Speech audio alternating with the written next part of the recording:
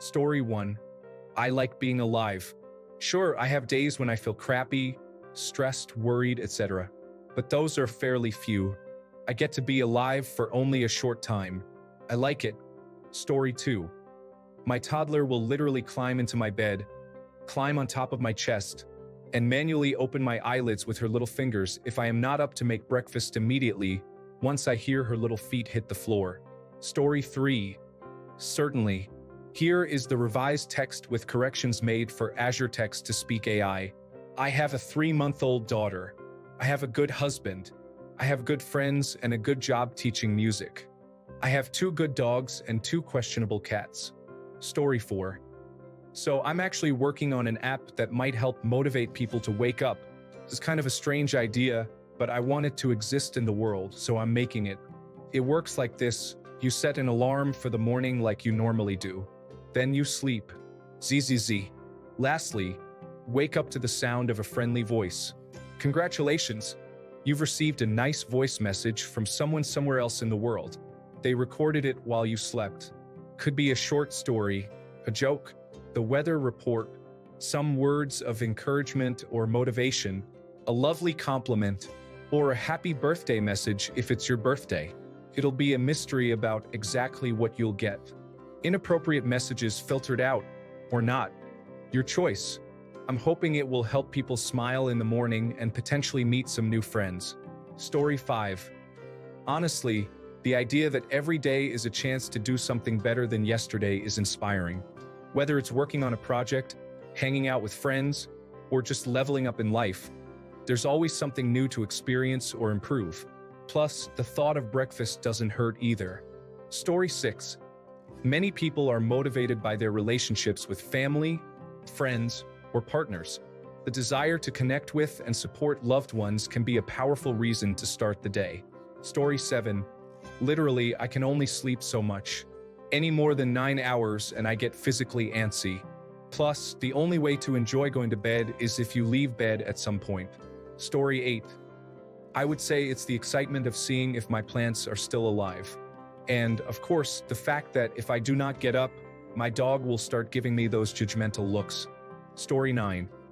The idea that each day brings something new, even if it is just a small thing, like a good conversation, a laugh, or making progress on a goal, it is the little surprises and possibilities that keep me going.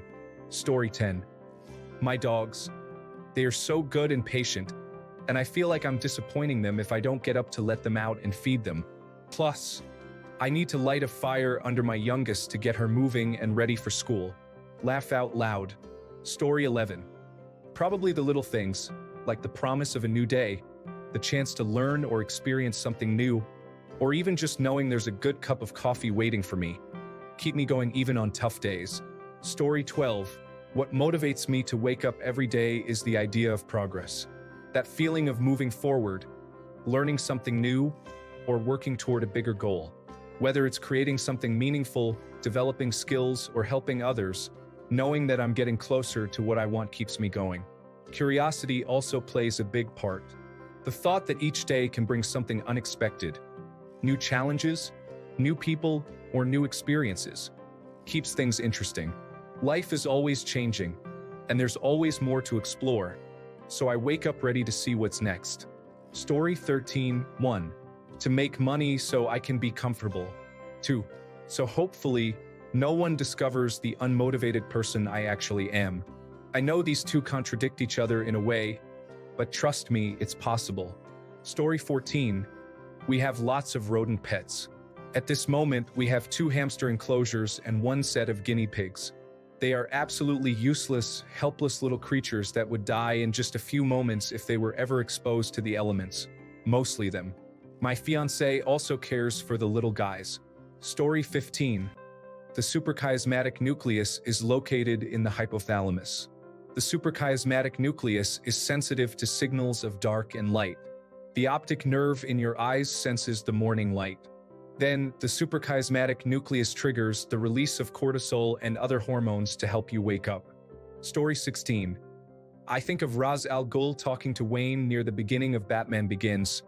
But what if you become more than just a man? What if you commit yourself to an idea? Story 17. Took years, but I'm good with life now. I live with my 98-year-old grandma and help take care of her 5 days a week. I know if I waste time in bed and come down at 12, she'll say, "Good morning," or "afternoon," or whatever it is without fail. It helps a bit, as does the motivation of caring for a loved one. I maintain my relationships well and prioritize them above all. That has not always been the case. I think it is the most important thing, and it is not merely a matter of my opinion. Story 18. If I could pick one part of any day to experience over and over like in Groundhog Day, it would be the morning right after I wake up to drink coffee. Feeling all my brain's ramblings simmer down as the caffeine hits, the beautiful bitter flavor, the comforting warmth, smelling it in my kitchen wafting around while the morning air is fresh and it's not too hot outside yet. So I guess I'd say coffee. Story 19. The desire to improve myself and work toward my goals keeps me motivated. Every day is a new opportunity to grow and take another step closer to achieving what I dream of. Story 20. I would like to continue to be able to afford a roof over my head and to be able to eat. I don't actually hate my current job.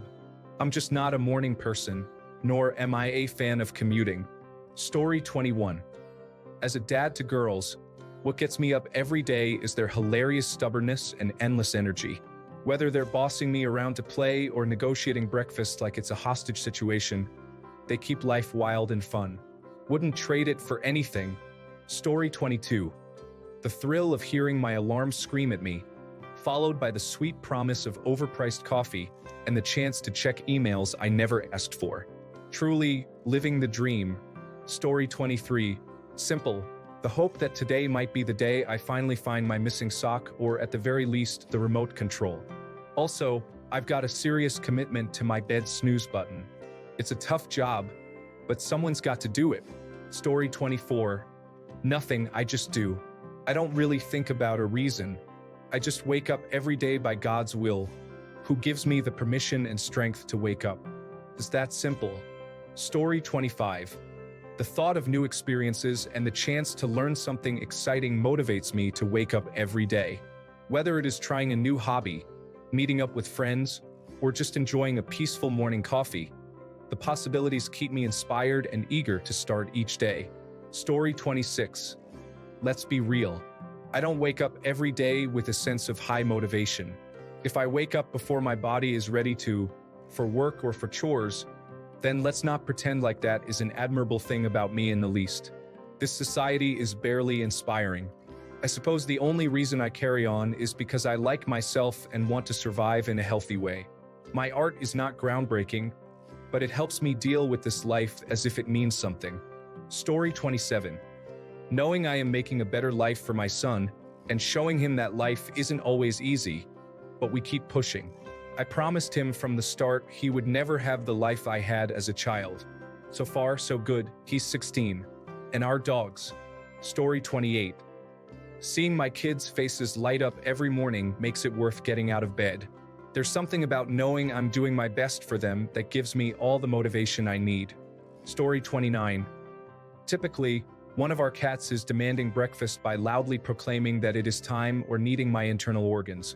Fluffy bastards. That and commitments to my family, to others, and to myself. Story 30. Make a comfortable life for my wife and future kids because when everything becomes some kind of dystopia, I want to be able to afford our living. I'm exaggerating, but that's pretty much it. Story 31. Knowing that I was homeless and addicted to drugs about 5 years ago now, I fell off the first time and lost everything because I didn't want to work. During those times, I would have given anything just to have work or a roof over my head, anywhere away from the shelter I was at. Every day, that is part of my motivation just to see how far I've come. I'll never go back to that again. Story 32. Primarily boredom and pain from lying down for 8 hours. Also, the chance to experience new things. There's always something new to learn or try. There are always a few must-do things to maintain my life. I don't work much, but a little is okay. Story 33. My girlfriend, at the moment, embodies every bit of motivation I had 10 years ago. She's a rock star, and I love pushing her every day. That being said, she is well aware that I'm going through a lot, and she equally pushes me. so much fun, and most nights, I love falling asleep simply because I know tomorrow we get to repeat the whole thing again. Story 34. Discipline. There's no time for motivation. You either do it or you don't. Don't want to do it, then don't. But those who do will thrive in it, and you'll stay where you are. Story 35. A roof over my head, food, and a bed to lie in at night. If I don't get up in the morning, these things go away because of the wage slave society I live in, despite that I was born rich.